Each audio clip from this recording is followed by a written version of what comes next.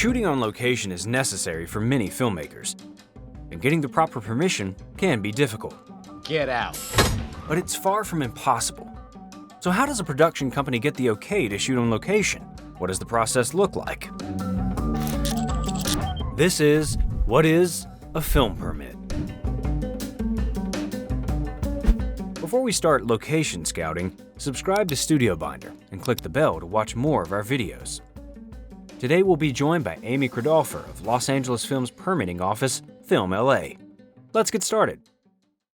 A film permit is a document issued by a local government or entity that allows filming in a public location.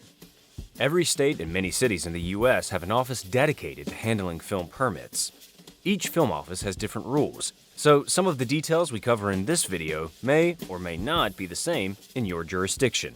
It's an opportunity for government officials to weigh in, to make sure that filming is being conducted safely, to make sure that neighborhoods and constituents are being respected and not unduly impacted. But it's also a valuable tool that protects filmmakers by providing access and the right to be able to conduct business without being disrupted. Shooting without a permit, when it's required, is called guerrilla filmmaking. While this can cut down on costs and logistics, it is also technically illegal. Hey! Cops! We don't have a permit. Run! If you get caught without a permit, you risk getting shut down. You could potentially lose your talent for the day. You could be out money. Equipment rental is a big issue. You could be issued a citation. These are all things that we want to make sure that people aren't having to do that. I mean, at the very minimum, you're going to get shut down most likely, and that's time is money. Permitting is generally considered to be a part of the location scouting process, which occurs during pre-production, and it's typically overseen by the location manager. Today, we'll look at what information is required from a permit, as well as how to obtain one. But first, let's look at when you need a permit. Definitely doesn't have a permit for this. Not all projects need a permit, but the general rule is if your film has commercial value and is being shot on public property, a permit is required. This typically includes, but is not limited to, feature films, short films, TV shows, and commercials. If you shoot strictly inside private property, you will still need a film permit. In addition, you'll likely need a rental agreement with the property owner. It's really simple. We just gotta make an agreement. This is typically established with a location release form, where the owner consents to the relevant details of the shoot. If you'll be storing equipment in trucks on the street, for example, you need a permit. Of course, it is easier to get away with guerrilla filmmaking if you're shooting with an extremely small crew. The larger the crew, the larger the footprint, and the more likely you'll be stopped. If you interrupt anyone's day-to-day activities, such as rerouting a sidewalk, you'll more likely be asked if you have a permit. The sidewalk is closed. What the hell? If you're out there with a bunch of people on a public street and, the permit authority sees that and it's impactful to the public, then it may require a permit as well. Filming in larger cities that host lots of film production typically has the most strict permit requirements. LA, for example, is notoriously difficult to film in without a permit. I'm conscious, but it's myself that I'm conscious of. There are some types of shoots that usually don't require permits. These include wedding videography, breaking news segments, and camera tests. While it might seem like the path of least resistance initially, shooting without a permit can cause significant production setbacks. Get out. Equipment can be seized, filmmakers can be arrested, and insurance companies can refuse to pay for accidents. Denied. Even if you get away with it during production, you can be sued for representing non-consenting locations upon release. It is increasingly common that distributors will ask for permits before obtaining a project. When it comes time for distribution, you're trying to sell something, some of the streaming platforms or the distributors are asking for film permits. And so people are calling us trying to get them after the fact, and it's not possible at that point.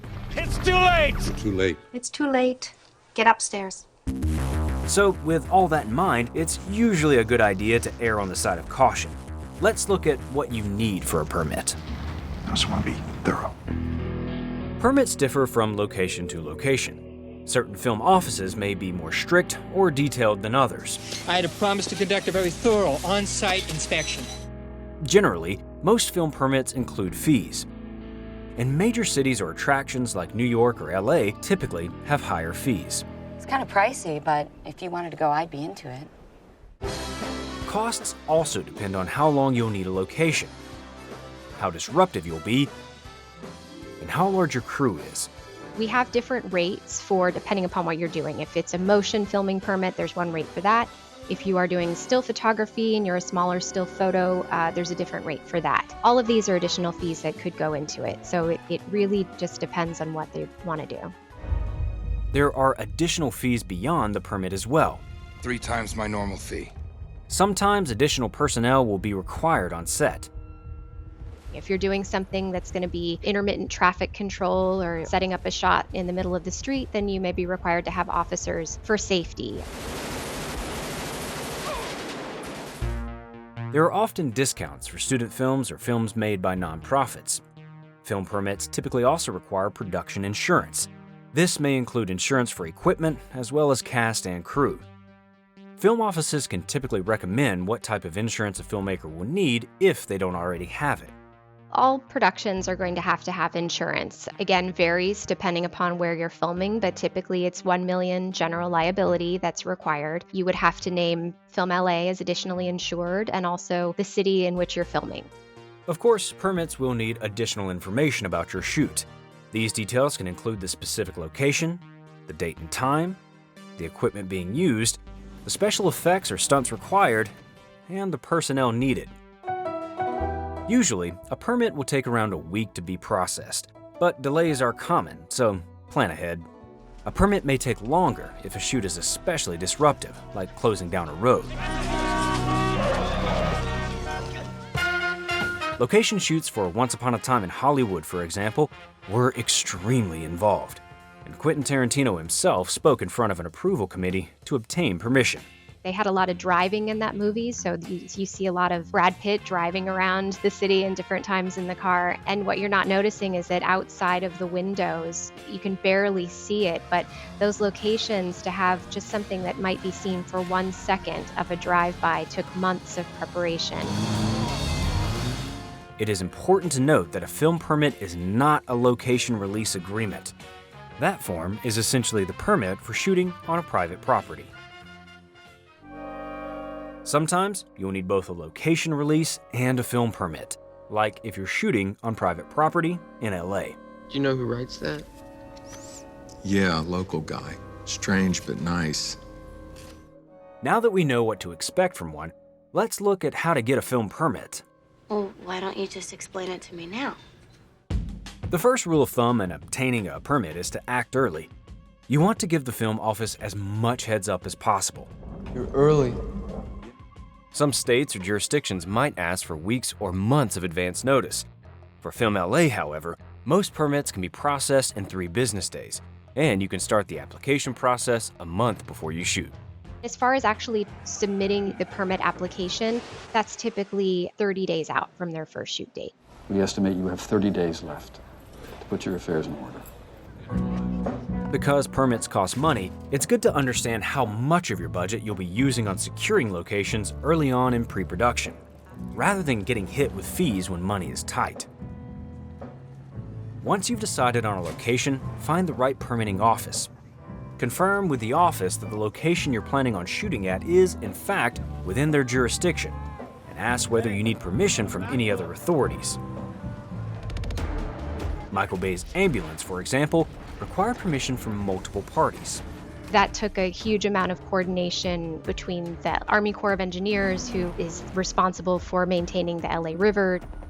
They had gunfire and explosions that would happen that required surveys from communities that were almost half a mile away. There was a train track that ran underneath one of the bridges that had to be coordinated. Every jurisdiction, every government agency that you could possibly think of had to help with that. Next, submit your proof of insurance. The permit office can guide you through this process. Meanwhile, fill out the permit application and submit it. Usually, these applications can be found on the office's website and can be submitted online. Then, it's time to pay for your permit. Make sure you're paying the appropriate amount, factoring in additional fees that might pertain to your production. Some offices will require you to distribute filming notices to residences and businesses near where you are filming. The office will typically provide you with the notice, but you will likely be in charge of printing these notices out and getting them into the hands of the residents. Film LA actually handles the notification delivery themselves. Once your permit is approved, be sure to bring it with you on set. This way, if you're stopped by an authority or a resident, you can present it and prevent any significant delay to your shoot. Well, got a permit for that? Of course I do. If your shoot plans change, be sure to contact the issuing authority with said changes. There's been a change of plan. If all is done correctly and with enough foresight, obtaining a film permit should be relatively straightforward. Well, it should be easy for you. After all, the goal is to prevent any surprises during production. Surprise, Sydney. Surprise, Surprise! Surprised, aren't you? I knew you would be. Permits aren't just another logistical headache. They are vital in maintaining a positive and safe relationship between a film set and the community around it. Getting permits done on time requires careful planning. Break down a script for locations, build a strip board to schedule different settings, and more with Studio Binder's pre-production software. Remember to subscribe and enable notifications to see more filmmaking videos. And head over to the Studio Binder Academy channel for tutorials and in-depth interviews, including our full conversation with Amy Crodolpher. Goodbye for now, and remember, in the case of film permitting, it's better to ask permission than forgiveness.